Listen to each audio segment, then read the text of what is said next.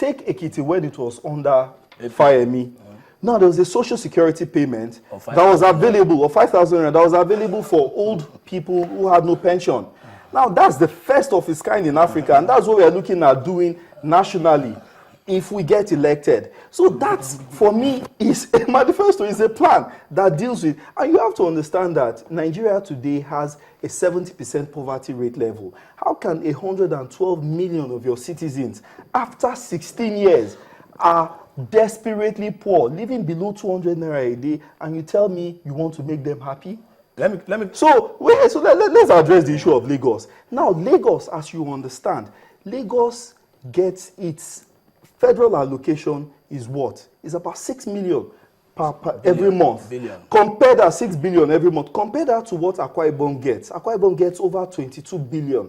How many people? What's the population of Lagos? Lagos is about 20 million people. Akwa Ibom, you're dealing with... revenue is generated internally. And let's address the issue. So what do you do with a Lagos? A Lagos has significant transportation issues. It has significant infrastructure issues. Now, look at 16 years of the PDP in the federal government. Show me one bridge that you've seen. Third Mainland Bridge. And listen, listen. Let's land. Understand that in the past 6 years, the oil wealth, what we've gained from oil and internal taxation, cumulatively is 94 trillion naira. 470 billion US dollars. Cumulatively, does this nation look like, does it look like a place where all that money has been spent? Come on, guys, let's be serious here. Look at the Ikoyi Bridge. Even though if it's told, you won't find the equivalent anywhere in Nigeria. All you have is resurfacing of road, and people are going to commission resurfacing of the road in the 21st century. That is a manifesto. Please. So there's a big difference. Power. Let me address the issue of power so that you see what Lagos is doing differently. Power. Now, because of legislation and the regulations that are in place, power, as you know, is under the exclusive legislative list, which is a federal issue. So states cannot provide power to their citizens. But do you know that Lagos has IPP projects that they are doing? And what they do is that they go off the grid. But a lot of PDP states are doing that as well. Wait, I want to show you practically how this works. I'm just saying it's not a party, it's not necessarily an APC but thing. it is something that is policy based, and it's something that we want to do nationally when we get into power, because we don't have to wait till we have enough energy to get in the grid. The megawatts. So here we are, 13. So here we are. Now let me tell you this. So we have in Lagos, on Lagos Island, what we have an independent, we have a plant that powers all government buildings on the island, and it powers the street lights.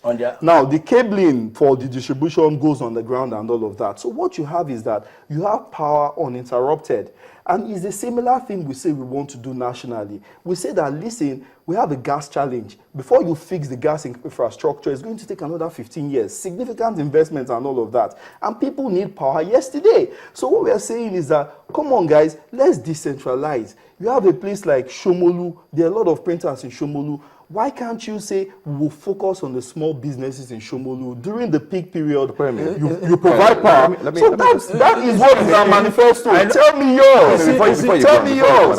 What I want to find out is this. I know we sort of deviated actually from the question. I want to continue on that train sort of. I mean, we're talking politics, and in fact the elections are coming up, and Mr. President has been in power for 5 odd years, if I may use 5 years. 6 years as president and all of that. And my question is, I mean, he's a member of the PDP. PDP has been in power for 16 years. A lot of people are disillusioned, which is why a second party has risen and become so powerful, because a lot of people obviously want an option. What do you want to see your president doing differently if he gets re-elected, or even saying differently in the next 4 or 5 weeks before the elections? Because, I mean, it's his to lose or win, as it is. There's nothing new. The transformation agenda is moving on. What was this transformation agenda? Please tell me, what is it? Hold on, please. And I give you time to talk. When you transform, if what Goodluck is doing today has been done by past leaders, even by Buhari himself, Goodluck will not start from when he started in 2010. You see, I love your position, I love the way you analyze. But the truth about it is that when you don't treat the foundation... But the thing that those Okay, please, what's the transformation agenda? Well, Please, the can you enlighten me? I don't know. You will not I'm know. a citizen. You will not no, know. but how can the I be a transformation citizen agenda for 6 years? must touch all sectors. I know you very well. When I say I know you very well, you will have visit places apart from, because many people that criticize in general, there are people that just stay in between Lagos. You said the question that the federal government could not even construct a single bridge. Go to Songota, there is not far from there. It was done by the federal government. Please. Hold on. Tell me what this agenda is. Hold on. Let's not The debate. transformation The agenda is a slogan of Mr. identify it. President. And the agenda is to touch all sectors of the economy. And let me challenge you. Tell me one policy, identify the agricultural sector. So what's it? Buying phones. What buying phones is not passing through communication to the people. Buying phones for farmers. Is it not good? You know the problem of agriculture? What's the problem? Farmers cannot sell their produce. Thank you very much. Storage facilities. Thank you very much. That's the problem of agriculture. How do you hope to transform it? Buying phones. 60 billion naira on phones. We are not on for face-off. farmers. We are not on face-off. But we can put it on face-off now. But let me put this. We can put it on face-off where we can interact with each other. But the question is this. Okay. You are saying farmers are not doing this, farmers are not doing that. It is not everything you wake up as an opposition to criticize. I'm still repeating it until we try this issue. The Jonathan problem is this, and let me be plain here, and let me be truthful to everybody here. It is not that for the marriage of Obasanjo, Buhari, and Tinubu, is it for the goodness of the country? If we don't need to go president, we must treat the politics first. Obasanjo in 2007, if he believes in Buhari, should have handed over to Buhari in 2007. He handed over to Yar'Adua and Jonathan. Hold on. Obasanjo, I said at least we will have brought him to PDP. I don't understand. When the elections, was it some batting exchange? Let me know. You see, except you are not a member of APC. PDP is even a good party in which you can still aspire and you get there with your power. APC is a party that if you don't know the road to Bodilon, you can't be anything. So you should know more of godfatherism than I do. You're making wild allegations that have no substance, not everybody knows. Have no bearing to the issue. Even identify your transformation agenda. You're talking about the agenda is the stop waffling around. You see, let us speak about the issues. The regime. Speak about the issues. You see, you will not get issues straight. Okay. It's easier for those in opposition. I've said it at different fora. It's easier for those in opposition to. But I could defend Lagos. You are not in the opposition. Lagos defend, and Lagos is my transformation agenda. Identify transformation agenda. One thing is a slogan of what the achievement.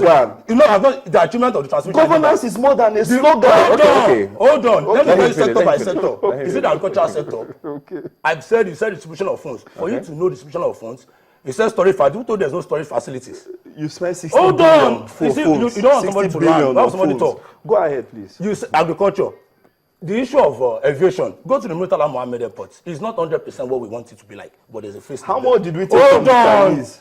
You see, you just talk money in Lagos as I'm talking to you. Ikorodu Road as I speak now. Yes.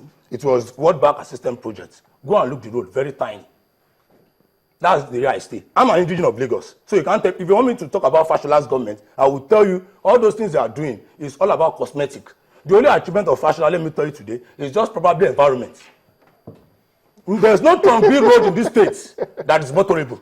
Tell me one Trump-B road. I'm sure several viewers don't agree with you. No, I'm very sure about that. Mr. President, look at Lokoja Abuja. He's working on it. Lagos by the expressway here is working on it. Okay. If the federal government is doing anything, the opposition will not see it as something good. Okay, we must change our mentality towards governance. We are asking of the transformation agenda.